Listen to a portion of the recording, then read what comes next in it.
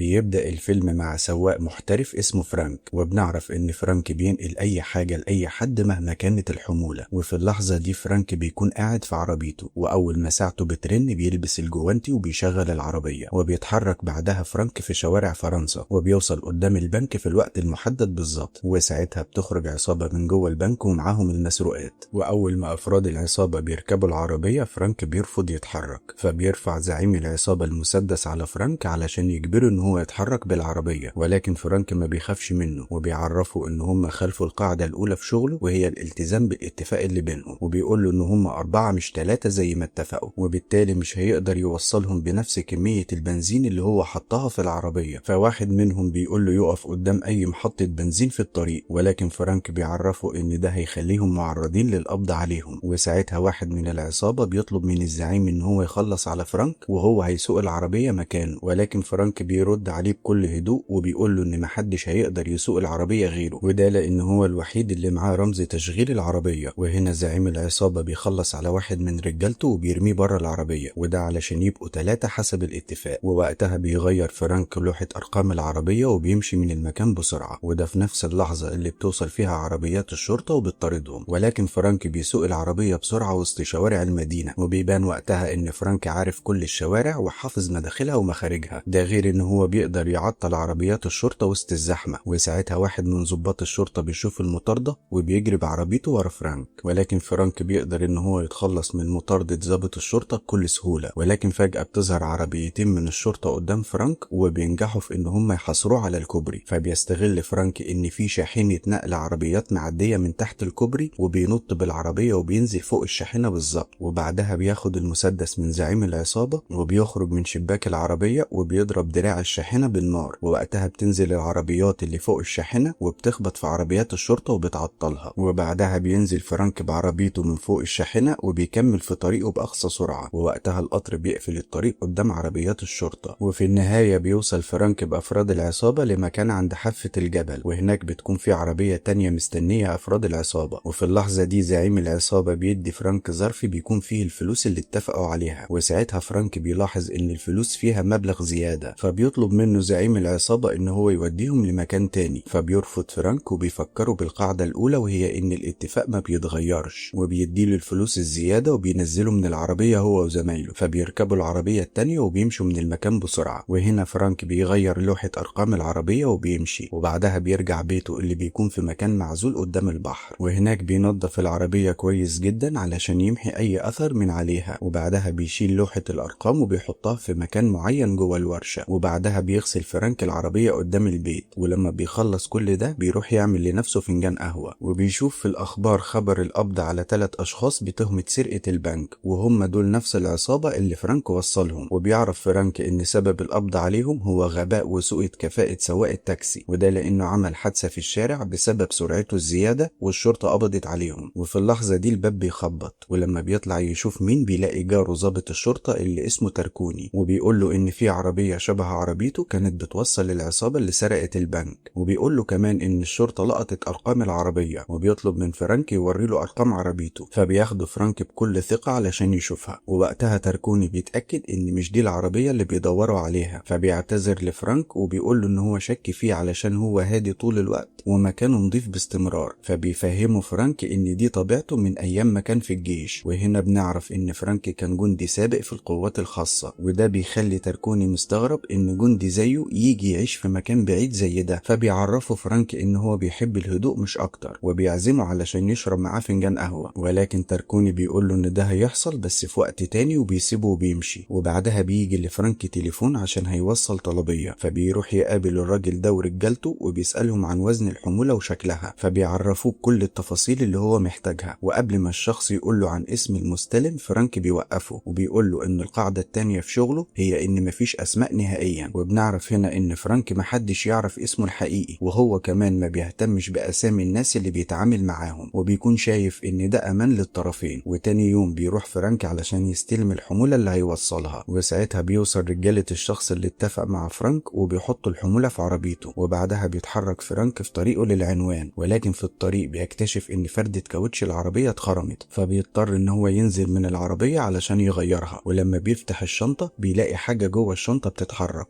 وبيعرف ساعتها ان الحمولة عبارة عن شخص مخطوف. ولكن فرانك ما بيهتمش وبيكمل شغله، وده لان القاعدة التالتة بتقول انه ما يفتحش الحمولة مهما حصل. وبعدها بيقف عند سوبر ماركت على الطريق علشان ياكل، وبعد ما بيخلص اكل بيشتري ازازة عصير وبيركب عربيته وبيمشي. وبعدها بيقف على جنب الطريق وبيفتح الشنطة، وساعتها بيلاقي جواها بنت مخطوفة وبتكون خايفة ومرعوبة منه. فبيهديها فرانك وبيفتح جزء من اللزق اللي على بقها، وده علشان تشرب شوية من العصير اللي هو اشتراه. وبعدها بيرجعها جوه الشنطة تاني وبيكمل في طريقه. واثناء ما هو سايق بيلاحظ ان البنت بتتحرك كتير جدا، فبيقف بالعربية على جنب الطريق وبيروح للبنت وبيقول لها ان هو هيشيل اللزق من على بقها، وبيحذرها ان هي لو صرخت هيحبسها جوه الشنطة ومش هيفتح لها تاني مهما حصل. فبتسمع البنت كلامه وبتقول له ان هي عاوزة تعمل حمام. فبيطلع فرانك حبل من العربية وبيربطه حوالين رقبتها علشان ما تهربش منه. وبعدها بيفك ايديها وبيعرفها ان قدامها دقيقة واحدة بس. وبعد ما الدقيقة بتخلص بينادي فرانك على البنت، ولكن البنت ما بتردش عليه. فبيقلق وبيروح علشان يجيبها، وبيتفاجئ وقتها ان البنت ربطت الحبل في الشجرة وهربت. وبتفضل البنت تجري في الغابة لحد ما بتقع من فوق مكان عالي، وفي نفس الوقت بيجري فرانك وراها بأقصى سرعة. وبتقوم البنت من مكانها وبتكمل في طريقها علشان تهرب، ولكن بتتفاجئ بفرانك واقف قدامها وبيمسكها وبيحط اللزق على بقها وبيقول لها ان هو غلط لما تعاطف معاها. وبعدها بيشيلها وبيرجع بيها عند العربية بسرعة. وهناك بيتفاجئ باتنين من الشرطة قدامه، واول ما البنت بتشوفهم بتصرخ علشان ينقذوها، ولكن فرانك بيتحرك بسرعة وبيرمي البنت على واحد منهم. وبيظهر وقتها ان فرانك مقاتل محترف، وده لانه بيشتبك مع رجال الشرطة وبيفقدهم الوعي بكل سهولة. وبعدها بيروح فرانك للعنوان علشان يسلم الحمولة اللي معاه، وهناك بيقابل واحد اسمه دارين وهو اللي بيستلم منه الحمولة. ولما فرانك بيطلع الحمولة بيبان ان هو مكتف رجال الشرطة جوه شنطة العربية. ووقتها دارين بيسأل فرانك لو كان شاف اللي جوه الشنطة، ولكن فرانك بيقوله ان القاعدة التالتة في شغله هي انه ما يفتحش اي حمولة وما يهمهوش اصلا ايه اللي جواها. وهنا بيسأله دارين عن السبب اللي خلاه يتأخر عن ميعاده، فبيقوله ان هو غير كاوتش العربية في السكة. فبيسلمه دارين باقي حسابه وبيعرض عليه ان هو يوصل حمولة جديدة. فبيقول له فرانك ان هو ما عندهوش مانع. فبيديله دارين شنطة وبيقول له على العنوان وبيديله مقدم من اتعابه وبيسيبه وبيمشي. وبعدها بيروح فرانك المطعم علشان يتغدى ويرتاح شوية قبل ما يسلم الحمولة التانية. ولكن لما بيرجع للعربية علشان يكمل مشواره العربية بتنفجر قدامه. وهنا فرانك بيعرف ان دارين كان مديله قنبلة علشان يموته، فبيتعصب جدا وبيرجع على بيت دارين وهو في قمة غضبه. واول ما بيوصل هناك بيقتحم المكان وبيشتبك مع رجال دارين في قتال عنيف. وبيقدر فرانك ان هو يتفادى اطلاق النار اللي بيحصل، وبياخد سلاح من رجال دارين وبيضربهم بالنار وبيصيبهم باصابات خطيرة. وفي الاخر بيسأل واحد منهم عن مكان دارين، ولكنه بيلمح حد من رجال دارين في المراية فبيضربه بالنار بسرعة. وبيضرب الراجل ده بالنار وبيموته قبل ما يوصل لسلاحه. وفي نفس الوقت ده بتكون البنت المخطوفة مع دارين في المخزن. واول ما دارين بيسمع صوت ضرب النار بيسيبها وبيخرج. فبتحاول ان هي تستغل الموقف ده علشان تهرب. وبنرجع لفرانك اللي قبل ما يمشي بيلاقي اتنين قدامه وبيهجموا عليه بقوة وشراسة بالاسلحة اللي معاهم، ولكن فرانك بيتحرك بمهارة عالية وبيتفادى كل ضرباتهم وبيقدر ان هو يسيطر عليهم ويتخلص منهم. وفي اللحظة دي بيجي واحد وبيفتح النار على فرانك، ولكن فرانك بينط في الهواء وبينقض عليه وبياخد السلاح منه. وبيرفض وقتها فرانك ان هو يخلص عليه، وبيطلع غضبه كله في ان هو بيضرب نار في الهواء لحد ما الرصاص بيخلص. وبعدها بيرمي السلاح على الارض وبيمشي لحد ما بيوصل للجراج، وهناك بيلاقي عربية مفتوحة فبيسرقها علشان يهرب بيها. ولكن اثناء ما هو ماشي في الطريق بيسمع صوت غريب وبيتصدم لما بيكتشف ان البنت دي كانت مستخبية جوه العربية. فبيوقف العربية وبينزل البنت دي منها وبيسيبها في الطريق وهو متغاظ جدا لان البنت دي هي السبب في كل اللي حصل. ولكن بعد ما بيمشي شوية بيصعب عليه حالها فبيرجع وبياخدها معاه على البيت، وهناك بيحضر لها وجبة سريعة علشان تاكلها. وبيقعد قدامها وبيسألها هي تبقى مين وايه اللي هي متورطة فيه. فبتقول له ان اسمها لاي وان هي جاية من الصين، وبتعرفه ان هي متورطة في مشكلة كبيرة جدا. وهنا فرانك بيرفض يسمع باقي كلامها وبيفك ايديها ورجليها وبيحط الاكل قدامها وبيقول لها ان هو هيروح ينام لانه تعبان ومرهق. فبتسأله لو هي ممكن تمشي، فبيقول لها ان دي حاجة ترجع لها وبيسيبها وبيروح على اوضته. وبعد ما لاي بتاكل بتحاول تدور على اي حاجة علشان تعرف هو مين، وفجأة بتلاقي كرتونة فيها صور فرانك ايام خدمته في الجيش، وبتنبهر لما بتشوف الاوسمة اللي هو حصل حصل عليها، وبتعرف وقتها ان هو انسان شريف وعلشان كده رفض يتخلى عنها، وده بيخليها تطمن وتبات الليلة دي في البيت. وفي الوقت ده بيوصل دارين للمستشفى وبيروح يطمن على الراجل الوحيد اللي فضل عايش من رجالته، وبيتصدم دارين لما بيعرف ان فرانك لسه عايش وما ماتش في الانفجار، وبيتأكد ان فرانك مش سهل ولازم يخلص منه بأي طريقة. ولكن قبل كل ده بيخلص على الراجل بتاعه، وده علشان ما يقولش اي حاجة قدام الشرطة. وتاني يوم بيصحى فرانك وبيلاقي لاي لسه موجودة وبتكون محضرة له الفطار وقاعدة مستنياه، فبيتبسط لان هو مش متعود انه يلاقي حد مجهز له الفطار بالشكل ده، وبيطلب منها تروح تجيب ازازة اللبن من قدام الباب. ولما بتروح تجيب الازازة بتتفاجئ بتركوني قدامها، وطبعا تركوني بيستغرب لان هو عارف ان فرانك عايش لوحده. وهنا لاي بتتصرف بذكاء وبتقوله ان هي الطباخة الجديدة، فبيدخل تركوني علشان يشرب القهوة مع فرانك زي ما اتفقوا قبل كده، فبيعزم عليه فرانك من الاكل اللي عملته لاي. ولما تركوني بيدوق الاكل بيعجبه وبيقول ان لاي طباخة شاطرة. وفجأة بيطلع لوحة ارقام عربية فرانك وبيحطها قدامه، فبيقول له فرانك ان هو كان في المدينة اليوم اللي فات، ولما دخل الماركت علشان يشتري حاجة عربيته اتسرقت. فبيستغرب تركوني علشان هو ما بلغش عن السرقة، فبيقول له ان هو كان هيروح يبلغ بعد ما يخلص فطاره. فبيشك تركوني في كلامه وبيسأله هو رجع بيته ازاي. وهنا بترد لاي وبتقول له ان هي اللي وصلته بعربيتها، فبيطلب تركوني ان هو يشوف العربية، فبياخدوه بيروحوا على الجراج علشان يشوفها. ووقتها تركوني بيستغرب ان طباخة معاها عربية مرسيدس، واثناء ما هو بيتكلم معاهم بيفحص كل حتة في العربية. ولما بيقرب من مكان الكسر اللي في وش العربية لاي بتشتت انتباهه، ولحسن الحظ ان تركوني بيخرج من الجراج من غير ما يشوف باقي العربية. وهنا تركوني بيبلغ فرانك ان هم لقوا جثة 2 من الشرطة في شنطة العربية، فبيقول له فرانك ان هو ما يعرفش حاجة عنهم نهائي. ولكن تركوني بيتكلم معاه لوحدهم بعيد عن لاي، وبيطلب منه يحصله هو ولاي على مركز الشرطة علشان ياخدوا اقوالهم، وبينصحه ان هو يفكر في قصة تانية غير موضوع سرقة العربية. واول ما بيمشي تركوني بيتكلم فرانك مع لاي وبيقول لها ان هو حاسس بهدوء غريب حوالين البيت، وده معناه ان في حاجة غريبة بتحصل. وفجأة بيضرب دارين ورجالته صاروخ على بيت فرانك، وبعدها بيفضلوا يضربوا النار على البيت من غير ما يوقفوا. ووقتها فرانك ولاي ما بيتحركوش من اماكنهم، ولحسن الحظ ان مفيش اي رصاصة بتصيبهم. ولكن فجأة الصاروخ التاني بينضرب على البيت، وهنا فرانك بياخد لاي بسرعة وبينزلوا بالاسانسير للدور اللي تحت. وساعتها فرانك بيطلب من لاي ان هي تنط في البير اللي قدامها، ولكن لاي بتكون خايفة ومترددة. وفي الوقت ده رجالة دارين بيضربوا الصاروخ التالت، وساعتها فرانك بيرميها في البير وبينزل وراها. وفي الوقت ده الصاروخ التالت بيفجر البيت كله، وبتكون لاي مرعوبة من اللي بيحصل حواليها. ولكن فرانك بيهديها وبيطلب منها تستنى لحد لما يرجع، وبيغطس تحت المية وبيروح ناحية معدات الغطس اللي هو شايلها، وبسرعة بيلبس المعدات دي وبيرجع عند لاي وبيلبسها هي كمان معدات الغطس، وبينزلوا سوا تحت المية وبيفضلوا يعوموا لحد ما بيوصلوا لبيت فرانك التاني. ووقتها لاي بتكون مستغربة لان فرانك عامل حساب لكل حاجة ممكن تحصل، فبيقول لها ان هو بيعمل كده بسبب طبيعة شغله. وتاني يوم بيروحوا سوا على مركز الشرطة علشان يتكلموا مع تركوني، واللي بيكون عارف بالانفجار اللي حصل في بيت فرانك، وبيبدأ يستجوب لاي وفرانك عن كل اللي حصل. فبيقول له فرانك ان هو كان بره البيت مع لاي، ولما رجعوا لقوا البيت محروق ومتدمر. ولكن تركوني بيسأل فرانك عن ضرب النار اللي حصل، فبيرد عليه فرانك وبيقول له ان هو كان بعيد عن البيت وما يعرفش اي حاجة عن اللي حصل ده. وفجأة بيجي استدعاء لتركوني من رئيسه في الشغل، فبيخرج من المكتب وبيسيب فرانك ولاي لوحدهم. فبسرعة بتقعد لاي مكان تركوني على المكتب وبتستخدم جهاز الكمبيوتر وبتدور على اي معلومات عن الشخص اللي كان بيطاردهم، لحد ما في النهاية بتلاقي صورته وبيعرفوا ان اسمه دارين. ولما بيرجع تركوني المكتب بيلاقي لاي قاعدة جنب فرانك وكل حاجة طبيعية، فبيسمح لهم يمشوا وبيقول لهم ان هو هيحقق في اللي حصل ده بنفسه. ولكن اول ما بيفتح الكمبيوتر بتاعه بيعرف ان هم استخدموه ووصلوا لدارين. اما لاي فبتطلب من فرانك يروح معاها يدوروا على دارين، ولكن هو بيرفض. فبتقول له ان في سفينة هتنقل 400 بني ادم مخطوفين من الصين، وبتعرفه ان دارين بيشتغل في الاتجار بالبشر وهيغصب الناس دول على حاجات هم مش عاوزينها. وبتقول له كمان ان ابوها واخواتها من ضمن المخطوفين وبتطلب مساعدته. فبيتأثر فرانك بكلامها وبيوافق ان هو يساعدها. وبعدها بيتفاجئ دارين اول ما فرانك ولاي بيدخلوا عليه في مكتبه. وقتها فرانك بيثبت دارين بالمسدس وبيسأله هو ليه عاوز يقتله، فبيعرفه ان هو كذب عليه بعد ما فتح الحمولة وعرف اللي جواها، رغم ان دي حاجة عكس القواعد اللي هو ماشي عليها. وفي الوقت ده بتفتش لاي في المكتب على امل ان هي تلاقي ملف السفينة، ولكن بدون فايدة. فبيديها فرانك المسدس علشان يدور هو بنفسه، ولكن دارين بيبلغ لاي ان ابوها جاي المكتب دلوقتي وهيعاقبها على كل اللي هي بتعمله. وهنا فرانك بيتصدم لان لاي كذبت عليه، فبتعتذر له وبتقول له ان هي عملت كده علشان يساعد الناس البريئة وينقذهم، وبتوجه المسدس ناحية فرانك علشان خايفة انه يأذيها. وفي اللحظة دي بيدخل كواي ابو لاي وبيكون معاه رجالته، وبنعرف ان كواي يبقى شريك دارين في الاتجار بالبشر. وبيحاول كواي ان هو يهدي بنته علشان تنزل المسدس، ولما بتنزل لاي المسدس بيؤمر كواي رجالته علشان يخلصوا على فرانك، ولكن دارين بيوقفهم لان هو عارف ان الضابط تركوني وصل المكتب. فبيؤمر واحد من رجالته ان هو يضرب فرانك وبيغمى عليه. واول ما بيدخل تركوني المكتب بيطلب منه دارين ان هو يقبض على فرانك بتهمة خطف لاي، وبيقول له ان فرانك كان جاي علشان ياخد منهم فلوس فدية مقابل انه يسيبها. ووقتها تركوني ما بيكونش قدامه اي حل غير انه ياخد فرانك ويرجع بيه على مركز الشرطة. ولما فرانك بيفوق بيقول لتركوني على حكاية السفينة والناس اللي جواها، وبيطلب منه يسيبه يخرج علشان يلحق ينقذ الناس دي قبل فوات الاوان، وده لان هو هيتحرك بشكل اسرع من رجال الشرطة. فبيقتنع تركوني بكلامه وبيوافق. وبعدها بنشوف فرانك وهو واخد تركوني رهينة علشان يقدر يخرج بيه من مركز الشرطة. وبعد ما فرانك بيخرج بيركب قارب صغير وبيروح لمكان السفينة. وبعدها بيوصل فرانك للمينا وبيستخدم سماعة طبية علشان يقدر يعرف الحاويات اللي فيها الناس المخطوفة، ولكن للأسف ما بيوصلش لأي حاجة. وفي الوقت ده دارين بيدي للسواق اللي هينقل الحاويات مستندات الشحنة، وبيقول له ان هو هيكون وراه علشان يأمن له طريقه. ووقتها بتكون لاي موجودة في المكتب مع رجالة دارين، وبيدخل ابوها علشان يعرفها ان هم خلاص هيتحركوا. ولكن لاي بتكون حزينة جدا بسبب تصرفات ابوها وبترفض ان هي تمشي معاه، ولكن ابوها بياخدها غصب عنها علشان يمشوا من المينا. اما فرانك فمكانه بيتكشف وبيتعرض لهجوم من رجالة دارين، فبيخلص فرانك بسرعة على اول واحد بيقابله، وبعدها بيقدر يصيب 2 ورا منه. وهنا دارين بيهجم بنفسه على فرانك، وبيكون واضح ان دارين مقاتل شرس وبيقدر يضرب فرانك وبيوقعه على الارض. ووقتها بيطلب دارين من رجالته ان هم يجيبوا فرانك حي علشان يعرف مين اللي وراه. وهنا بيبدأ رجالة دارين يهجموا على فرانك من كل مكان، ولكن فرانك بيقابلهم بضربات قوية وسريعة وبيفلت منهم، ومع ذلك بيقدروا يحاصروه وبيكونوا عاوزين يحبسوه جوه الحاوية. فبيتحرك فرانك وبينط فوق الحاوية بسرعة، ووقتها بيشوف العربيات اللي محملة الحاويات بتتحرك في طريقها، فبيجري بأقصى سرعة علشان يلحقهم، وبيقدر ينط على واحدة منهم ويمسك فيها. ولكن السواق بيشوفه وبيتحرك بالعربية بطريقة معينة علشان يتخلص منه، وبيضطر وقتها فرانك ينط من العربية على اتوبيس ماشي على الطريق. واول ما الاتوبيس بيقف بينزل فرانك من عليه وبيلاقي 2 من رجالة دارين في وشه، فبيشتبك فرانك معاهم وبيكتفهم بالتيشيرت بتاعه. ولكن رجالة دارين عددهم كبير وبيظهروا من اماكن مختلفة، فبيضطر فرانك ان هو يدخل جوه الاتوبيس، وبيبدأ وقتها قتال شرس بين فرانك ورجالة دارين. وهنا بتظهر مهارة فرانك العالية في القتال واللي بتميزه عن اي مقاتل عادي، وبيقدر ان هو يتحرك بسرعة وذكاء شديد، وبيسدد ضربات قوية لكل رجالة دارين اللي حواليه، لحد ما بيطلع سكينة صغيرة مخبيها في جزمته وبيهجم عليهم وبيصيبهم بإصابات مختلفة، والإصابات دي بتسبب لهم عجز تام عن الحركة. وبعدها بيخرج فرانك وبيقفل الأتوبيس عليهم، وساعتها بيقابلوا واحد من رجالة دارين وبيكون ضخم جدا، ومع ذلك فرانك ما بيخافش منه وبيضربه بقوة. ولكن الراجل ده بيرد الضربات لفرانك وبيحاول يسيطر عليه، والموضوع بيتأزم أكتر لما رجالة دارين بينضموا للقتال. فبيستخدم فرانك ذكائه وبيدلق زيت العربيات على الأرض، وده علشان يخلي رجالة دارين يفقدوا توازنهم. أما هو فبيدلق على جسمه كمية كبيرة من الزيت علشان محدش يعرف يمسكه ويتملك منه أثناء القتال. وهنا فرانك بيعمل حركة ذكية جدا وبيركب عجلة وبيحط رجله في البدال وبيكسره، وبكده هو هيقدر يتحرك على الأرض اللي غرقانة بالزيت بسهولة. وده على عكس رجالة دارين اللي مش قادرين يقفوا على رجليهم أصلا، ومن غير ما فرانك يضيع وقت بيهجم عليهم وبيضربهم واحد ورا التاني. ولكن بييجوا زمايلهم وبيفتحوا النار على فرانك، فبيمسك الراجل الضخم ده وبيستخدم جسمه كساتر من الرصاص، وبعدها بياخده وبينط بيه في المية. ولكن رجالة دارين بيرموا وراه برميل وقود وبيفجروه. وهنا فرانك بيعوم تحت المية بسرعة وبينقذ نفسه، وبيرجع بسرعة على جثث رجالة دارين وبياخد منهم أسلحة علشان يدافع عن نفسه. وبعدها بياخد عربية من المكان وبيسوقها بسرعة علشان ينقذ المخطوفين، ولكن للأسف العربية بتتعطل في الطريق. ووقتها فرانك بيشوف طيارة بترش المبيدات فوق الزرع، فبيجري وراها لحد ما بيوصل للمكان اللي نزلت فيه، وهناك بيهدد صاحب الطيارة بالمسدس علشان يوصله للمكان اللي هو عاوزه. وبعدها بنشوف العربيتين اللي شايلين الحاويات ماشيين على الطريق السريع، وبيكون وراهم 3 عربيات علشان يأمنوهم. ووقتها بيوصل فرانك بالطيارة لمكانهم، وبينط من الطيارة بالباراشوت وبينزل فوق حاوية منهم، وبسرعة بيفك الباراشوت علشان يكمل مهمته. ولحسن الحظ ان الباراشوت بيطير على عربية من اللي بيأمنوا عربيات النقل، وبتعمل حادثة وبتخبط في العربية التانية وبينفجروا. وبعدها بيقتحم فرانك عربية من عربيات النقل، وبيضرب السواق وبيرميه بره العربية. وفي الوقت ده ما بيكونش فاضل من عربيات الحراسة غير العربية اللي فيها كواي ودارين، والاتنين بيطلعوا أسلحتهم وبيضربوا نار على العربية اللي فرانك راكبها، فبتتكسر مراية العربية، وبيفقد فرانك الميزة اللي بتخليه يشوف الطريق وراه، فبيمسك جزء من المراية علشان يراقب الطريق. وفجأة بيلاقي دارين جوه كابينة القيادة، فبيضربوا فرانك ضربة قوية وبيوقع المسدس من ايده. وبعدها الاتنين بيضربوا بعض بقوة وعنف شديد جدا، وبيحاول دارين ان هو يخنق فرانك وهو سايق، فبيستخدم فرانك رجله علشان يتحكم في العربية وما تتقلبش بيهم، وبيرجع الكرسي لورا علشان يضغط على دارين ويسيطر عليه. ولكن دارين بيتخلص من الحركة دي بسهولة، وبيقدر يوقع فرانك بره العربية. ولكن فرانك بيمسك في جسم العربية قبل ما يقع على الطريق، وساعتها كواي بيشوفه وبيحاول يخلص عليه، ولكن لاي بتتدخل في آخر لحظة وبتنقذ حياة فرانك. وفي نفس الوقت فرانك بياخد حديدة من جسم العربية وبيرميها ناحية السواق، فبيفقد السواق سيطرته على العربية وبيخرج بيها بره الطريق. وهنا فرانك بيطلع فوق الحاوية وبيجري بأقصى سرعة وبينط جوه كابينة القيادة، وبيمسك دارين برجله وبيرميه بره العربية. وبعدها بيتحرك فرانك بالعربية لمكان بعيد وآمن، ولكنه بيتفاجئ إن كواي بيهدده بالمسدس علشان ينزل من العربية. ووقتها كواي بيبلغ الحارس بتاعه إن هو يقتل لاي لو اتحركت من مكانها. وبعدها بيجبر فرانك يمشي قدامه لحد ما بيوصل عند حافة الجبل، وساعتها كواي بيزق فرانك وبيوقعه على الأرض. وهنا فرانك بيمسك صخرة وبيحتفظ بيها لحد ما يلاقي لحظة مناسبة ويستخدمها، وبيفضل يتكلم مع كواي عن جرايمه اللي هو بيرتكبها علشان يكسب وقت. ولكن كواي بيتجاهل كلامه وبيستعد علشان يخلص عليه. وفجأة بيسمعوا صوت ضرب نار، وفي نفس الوقت بيتصاب كواي وبيقع على الأرض. وبيبان وقتها إن لاي قدرت تتخلص من الحارس وخدت سلاحه، وإن هي موتت أبوها بإيديها علشان تخلص منه ومن شره. وساعتها بتنهار لاي وبتفضل تعيط بسبب اللي حصل، ولكن فرانك بيحضنها علشان يخفف عنها ويواسيها. وبعدها بيوصل تاركوني ورجالة الشرطة والإسعاف علشان يفكوا أسر المخطوفين ويحرروهم. وبكده بتكون لاي ساعدت فرانك وأنقذوا حياة 400 بني آدم. ولحد هنا وبيخلص الفيلم.